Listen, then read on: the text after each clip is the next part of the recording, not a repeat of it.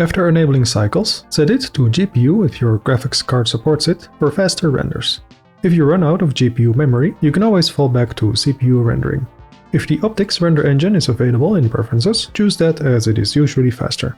The Blender website has a download section with demo scenes that you can use to test the differences that these settings make. They also have an overview of tested hardware. More samples means less noise, at the cost of render time. But you can also enable denoising, which helps in reducing the required samples. For denoising, Open Image Denoise seems to have a better quality result in most cases. If you want to limit render time, you can set a time limit. The noise threshold tells cycles when a pixel is good enough so that it can stop sampling it.